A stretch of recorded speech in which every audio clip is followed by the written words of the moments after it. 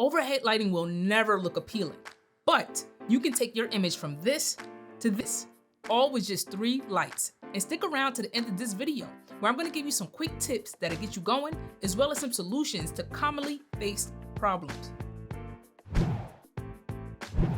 Before we get into exactly what my lighting setup is, we must first understand the common 3-point lighting setup and what made it a standard. The first light in the 3-point lighting setup is your key light. Your key light will be your primary source of light. As you can see, my primary source of light is coming from right up over here. We'll get into the details of that in a second. Now, your second light in this setup is your fill light. Your fill light is used to raise up the shadows on the darker side of your subject's face. The last light used in this setup is the hair light. The hair light is used to separate your subjects from the back wall, to add that depth and give that dimension. The key light that I'm currently using is the Aperture 120D Mark II. It is coupled with an aperture lantern to control the spill and to soften the light. Now, I'm gonna go on record and say that this lantern is highly underrated. The Aperture 120D is sitting on top of an impact rolling stand. Now, one of the benefits of having my light stand on wheels is that it allows for me to quickly refine my look, as well as bring the key light around for when I'm setting up for different angles. All the gear that I'm using will be linked down in the description below.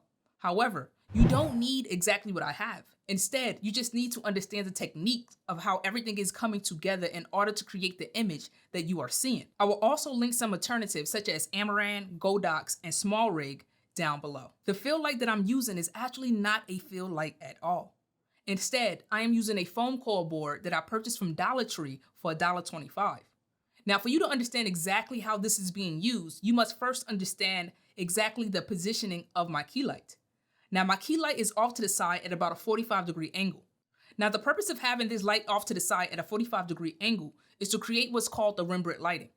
Now, the Rembrandt lighting allows for your subject to have a triangle under the eye on the shadow side of their face. Having this Rembrandt lighting brings depth to your image and allows for your subject to not appear washed out. Now, because the fill light is used to raise the shadows on the darker side of your subject's face, and I tend to enjoy the moodier look, I decided to opt for the foam core board instead of an actual light, especially since I'm in such a small space that light will be too overpowering and highly unnecessary.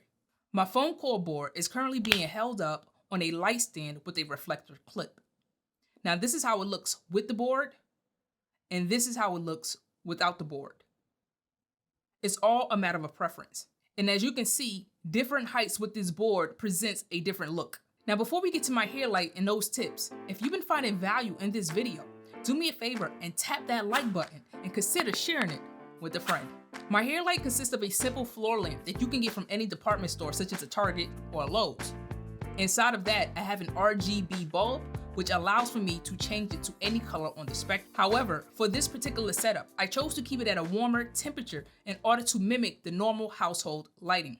It is being used to give me that separation from the background and to add a little pop. In a perfect world, I will also take an additional light and put it just right here near my shoulder in order to give that added separation. Sometimes your hair light is not enough, or it don't do enough to actually separate your subject from the background. Or sometimes you just simply want a splash of color.